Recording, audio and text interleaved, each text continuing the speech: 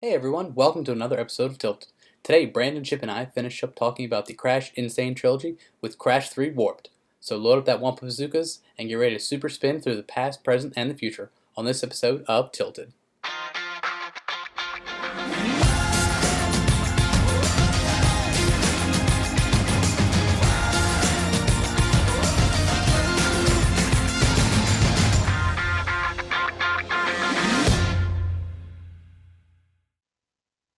Hey everybody, welcome to another episode of Tilted, the exceptional podcast for the average gamer. I'm one of your hosts, JC, with the usual suspects, Brandon and Chip. What's going on, guys? Not much. So- How are you? I'm doing all right. Let's get right into it. Today we are talking about Crash 3 Warped. Originally out in 98, it is the third installment of the Insane or Insanity trilogy, depending on who you ask. And as customary for the Crash games, Chip, can you please start us off with the lore? So at the end of Crash 2, you get all the power crystals and you stop Cortex, and he falls into a tomb thing and releases Aku Aku's evil brother Uka Uka. You know, AKU and then UK. I hate the Crash lore so much. He unleashes Aku Aku's twin brother Uka Uka into the world, and apparently he's been working for Uka Uka the whole time because reasons. And they're like, all right, well, the crystals are gone because Crash has them all. We're gonna go back in time and forward in the future and find more. And then Crash is like, well, I gotta stop them, I guess, you guys. I don't know why this is my job, but this is my job apparently. I love the lore. It's so good. Every game, it just gets better and better. So bad. Now, going into the bosses, let's take a moment of silence for Ripperoo not being in this one. That little insane man. Poor guy. I love Ripperoo. I'm going to start with Tiny the Tiger. I've got a Tiny Smash. Chip, you want to go ahead? Tiny just like, he's really excited about what he gets to do, that he just kind of messes up every now and again. And this one's like, it's supposed to be like ancient Rome or Greece because it's gladiators. I guess it's Roman in the Colosseum. I don't know. But it's supposed to be like the past, so it's that. And Tiny runs around with a trident, tries to like jam it into your back. And when he misses, you spin him because it's the only way you beat anything in these games is just by like spinning them or jumping over them. And then he throws a bunch of lions out at you, and you gotta dodge them. It's just pretty straightforward. He doesn't fall down any holes in this one. Did you see in this one, they fixed a glitch that was in the original games, where in the original games you could stand in the upper left-hand corner and avoid any of the line attacks. And if you do it now, the crowd will actually throw cheese at you because you're trying to cheese the level. I didn't know that they did that. I knew that glitch existed, but I'm not trash at the game like you, so I was able to beat that without... that was on my short list, man, of things to do. Level, yeah.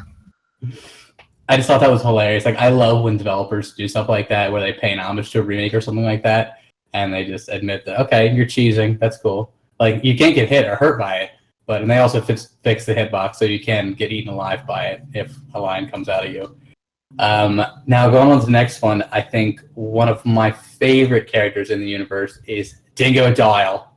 Now, I've got here throwing hybrid surrounded by ice pillar shooting fire. Chip, do you want to go ahead and explain this level to us? Dingo Dial is so named because he is a dingo mixed with a crocodile. He's awful. He's surrounded by this giant like cage of crystals, and he shoots a flamethrower at you through them, which like breaks them, which you just run in and spin them and run away, and then his like backpack blows up, and then you do that 3 times. But he talks in an Australian accent and just yells insults at you the whole time. It's my favorite.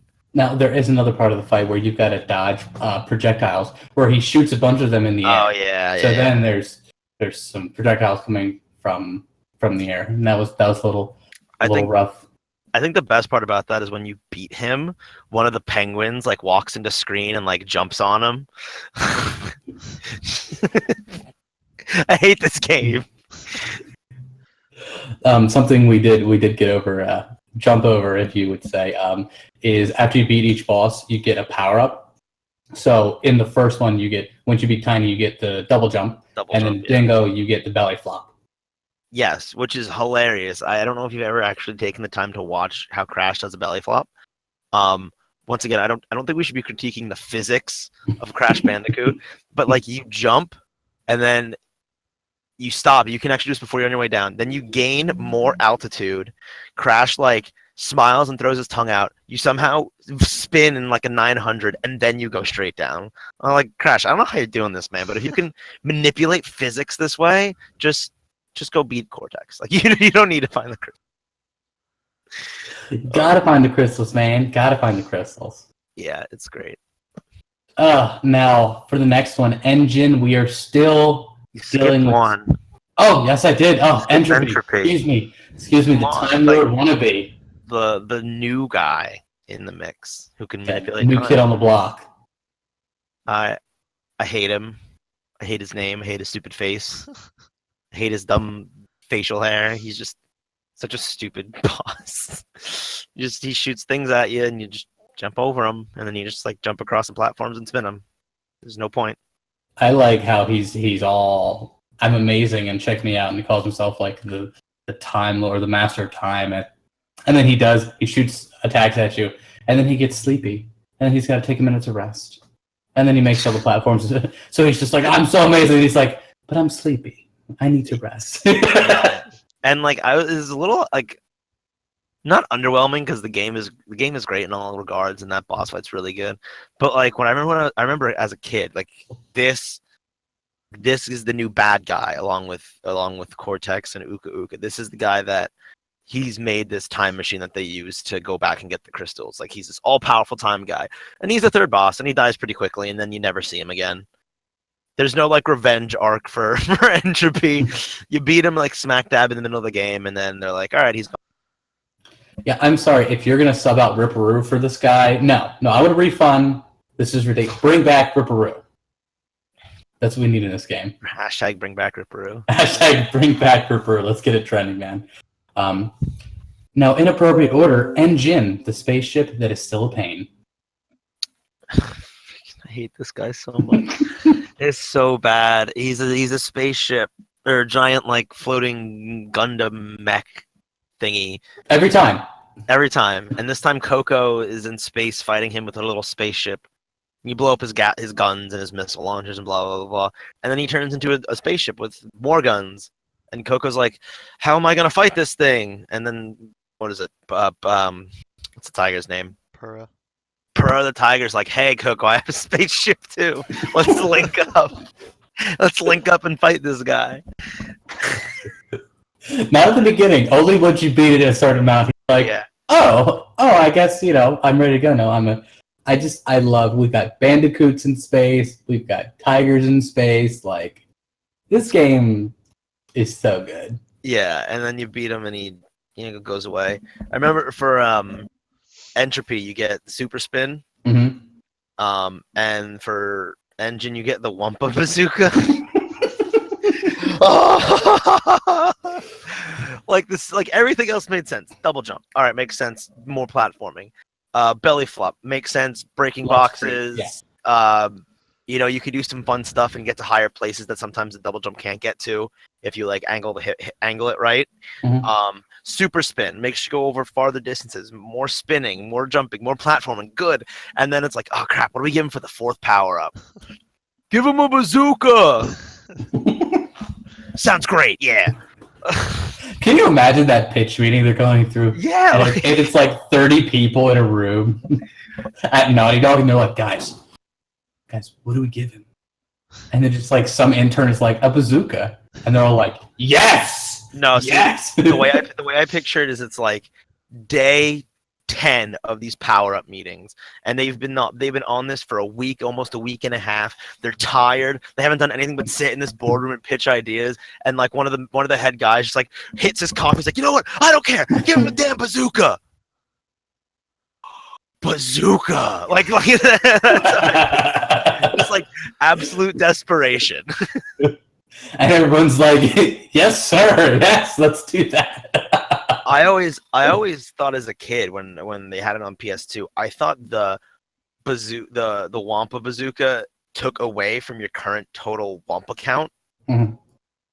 which I thought was like at the time I was like, that's a cool interaction.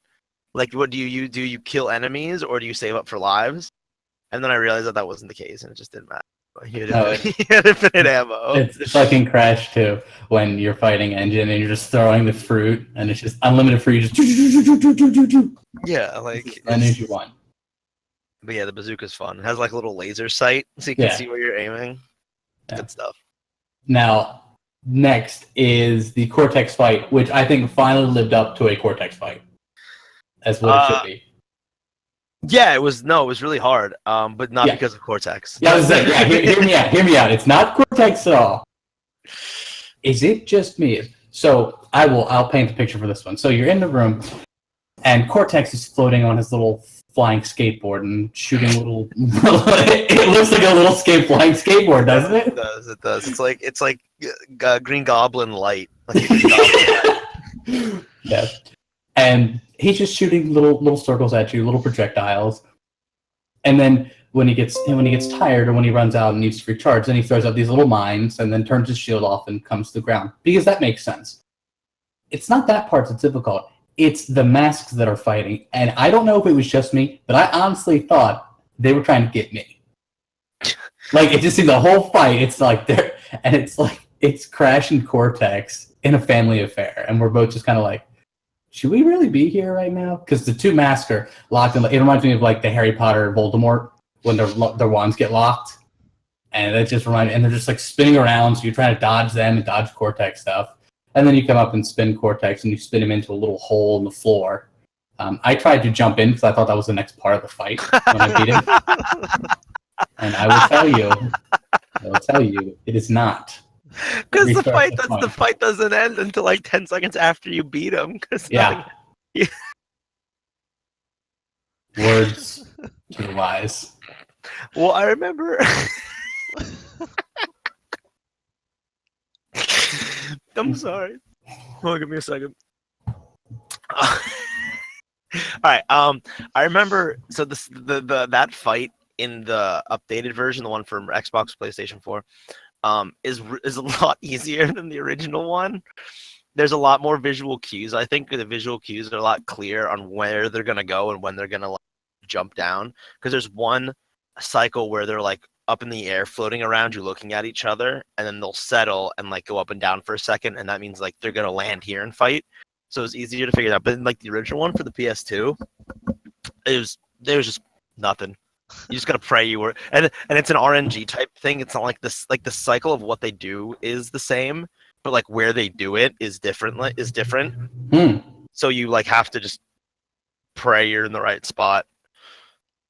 Yeah, it was great. It was a good fight. Yes, and if you don't jump down in the hole and let the fight settle, then you get your speed shoes, which help with time trials. And I didn't think of that. I don't think anybody ever went back and did the time trials. And if you did, like, good for you, dude. But there's some levels, like once you get to the third warp room, where like you need to use the speed shoes to get the time trials. But if you use the speed shoes, you just like run out of TNT and nitro and they just blow up, and it's just terrible. Just terrible. And you're just like, no. Now getting into the memorable levels. Now, this one, I've got to say, I really love. Again, I love when they tie back to, like, even in their own series, tie back to things that help build a franchise. In the Hog Wild and the Hog Ride and all that stuff, in the originals, where he's actually on the hog, but in the third one, he's on a motorcycle, but it's a hog. And I thought that was really cool. I was like, well done, guys, well done. Also gets me excited because it reminds me just a tiny bit of Crash Team Racing. Please remake. Please, please, please. Seriously, yeah, people would buy it, man. We would that and Crash Bash, like we said last episode. Crash Bash. That's all we want. Oh my God, Crash Bash. separate show, Chip. Separate show, man. What levels did you guys that just like were either you really liked, you really hated, or were just really cool levels that really stuck out to you? So Crash 3 was the Crash of like the gimmick levels. Yeah. There's the motorcycle levels. There's the flying levels in the planes. Mm-hmm. There's the underwater levels where they're awful. Underwater levels are awful in this game. I hated them. But there's so many other good ones. Like the motorcycle ones are great. I enjoy the futuristic ones the most because I think they have some of the coolest enemies, like the big giant robot that shoots the missiles out at you, and then after he shoots 5, he's like, "Yeah, here's my butt," and he just like turns around and takes a giant target out for you to like run through and spin, because reasons, right? That's my that's my favorite, probably the futuristic ones because of those guys. Brandon, do any levels stick out to you? I was a big fan of the motorcycle levels, and then this was the first time you could also play as Coco, and I had a bunch of fun with the Great Wall. I You played as love her, those and you were guys. on you were on Purah the tiger. So those are the ones And that stand out for me. But I those, just gotcha. don't say the pirate ones with Coco though, where you're on like the jet ski. It was like impossible to control.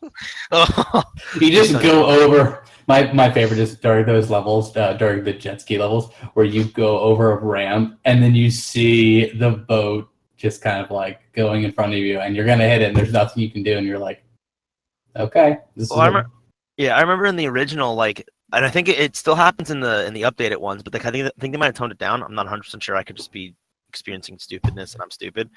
But I remember in the original one, the waves could actually go over the top of the ramp, so you wouldn't actually do a jump. You would just like go over it.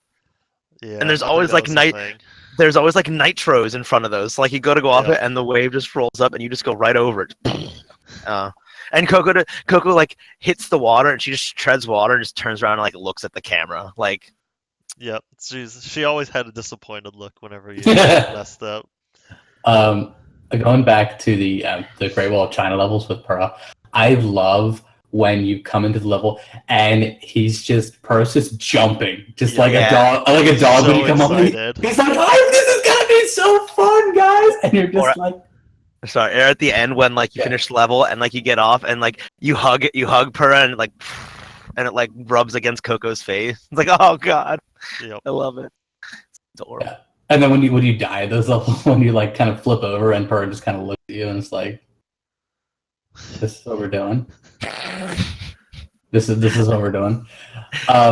Another one of my favorite series, because I have all the series, is the Medievals. I don't remember which one it was called, but I think Doubleheader, I think is what it's called. Where there's the giant with 2 heads. We talked about it a little bit in the last episode, but again, total caveat into the fact that I am just god awful at this game. Just terrible. Don't know why. I'm just bad at video games, and I co-host a show about video games. Yeah, when we were researching the death animations, we didn't have to like go and purposefully die. We just had JC play the game. You guys are watching. I can't wait till we finish our blooper reel, where it's just the hilarious things you do for the intros, of bloopers to the intro, and then there'll be some of me tilting my face off, and I'm sure some of the ones from Crash will be in there too. So as you're going through, there's a giant that just swings clubs, and it's very patternized, just right and left, right and left. Again, bad at the game. I'm like, oh, I can jump over his swinging club. Nope, I could not. And you get hit, and you slam right into the camera, and just like on the side of your face, and you're like, that's cool. Because I like that little animation because it shows that there's still a camera and things like that. Yeah. Well, fun fact. Okay, so the giants are actually swinging like big, like turkey legs, like they're hunks of meat. They're not clubs. Mm-hmm. They're just like hunks of meat they're swinging. But yeah, you go back and hit the lens, and like the lens cracks. And Crash just like, and then he slides down it. It's great. There's another really good death animation in that one. Actually, the medieval ones have a lot of fun death ones. Mm-hmm. Like there's the guy, he gets his sword stuck in a bridge. And he tries to pull it out, and he spins in a circle, and he gets it stuck again. And if you die to that one, first of all, you get the iconic Crash, like, whoa! And then he looks around, and he kind of crosses his arms, and his legs walk off, and his torso just kind of like floats there. And then there's one at one point, multiple points. There's frogs jumping. Yes. And if you get jumped on by the frog, it kisses you, and you turn into a frog, and the frog turns into a bird. Oh god. The people who made Crash were absolutely insane. And that's not supposed to be a pun. Like, these people were lunatics. Yeah, can you just imagine? What are you working on, honey? Well, I'm figuring out ways to hilariously kill a bandicoot. The death meetings. So just like the way they had the same meetings for the upgrades or the power-up meetings. There's just a meeting of, okay, guys, how can we kill Crash? What's something hilarious we can do to kill Crash? Well, like in the Egyptian tomb ones, there's like a mummy in a spike like sarcophagus, like hopping around, and if you hit the spikes, he pops like a balloon and like flies all over the screen. Oh my god, it's so fun. I love Crash. I'm trying to think of. I still enjoy the Nitro when you run into Nitro and you just turn into the Angel Crash. Yep. The angel. Yeah. Isn't he playing like a didgeridoo as he floats up to heaven? Yeah, it just kind of float, just like the wings, just again, still kind of disappointed look on the face, and he's like, "What did you do to me? Why am I here?" Oh, so funny. That was good stuff. Ratings compared to the other games, I think it's pretty self-explanatory. But you just want to go down the line. We're gonna start. Brandyn. This was definitely the best Crash game that I've played. So, definitely number one. Okay. Chip. I agree with Brandon. This is the best Crash game I've ever played. Not just the Sane trilogy, but just like the best Crash game ever made. It's Crash 3 It's phenomenal. It's better than CTR. It's better than Crash Bash. It's better than. I don't know about that, man. I don't know about that. Cortex Strikes Back, or Wrath of whatever the fifth one is, and it's better than all the trash can ones. It is the best Crash game ever made. Period. Now, I'm going to say this was the easiest Crash game. Therefore, I'm going to say the best Crash game. And this is the only one JC beat. Oh yeah, I beat it. You have no idea. I was so excited. That would have been something. No, yeah, we'd get demonetized. Yeah, we couldn't put that on the internet. Just my reaction to beating Crash 3. I was very excited. a lot of expletives in that one. Yes. Yeah, they're not safe for work. Yeah. But yeah, I really liked it. I thought it was a lot of fun. The hog or the motorcycle riding levels, those I've remembered those since we were a kid because I actually had this one. I didn't have the other ones. Something about it, I don't know why, because probably we were like 10. And we're like, this is so cool, riding a motorcycle in the desert. And then when you hit those stupid cars, you just, like, you don't die, you just hit them, and then you see all the rest of the cars just speed away, and you're like, okay, well, we're not going to get this one. And then probably the most hilarious part is when you go to the Great Divide, towards the end of the motorcycle levels, and you've got to hit the ramp. A couple times I drove off just a little bit, and I just hit the corner, and then I'm like, oh, I got this, and I just into the big chasm, and that was it, man. How do you miss the ramp? I don't understand. I don't know, dude. I don't know. It was, but that does wrap up the Crash Insane trilogy. I was really happy they remade this. I know we've got Spyro coming out in just about 2 months. I can't wait. Yep. Hopefully CTR and Crash Bash soon, eventually, please. Naughty Dog, Sony. Vicarious Visions. Anyone, please. Anyone except like EA Games, because then we're not going to get anything for free. Everything's going to be DLC. Yeah, it'll be like one race, and you get to the bosses, you need to buy like certain keys, but you can only buy those with in-game currency. You need 8 pieces of platinum to play this boss. Each piece of platinum costs $5, or you can wait 3 days for one to regenerate. EA. By the way, EA, if you see this, we love you. Please don't hurt us. But I'm happy that they did this. This is, I think, a very successful remake. And I think right now we're in the age of remakes. I think that our generation, as we were the first really big gaming generation that really obsessed about it. I mean, we're 25, 26, 27, still playing the games that came out in the early 90s or mid to late 90s. And they came out and I was like, absolutely, I'm going to buy it. I bought it for PS4. I'm probably going to buy it for Xbox at some point later because my PS4's a little upset right now. It does that stupid beeping thing. I don't know. But anyway. The age of nostalgia. Yeah.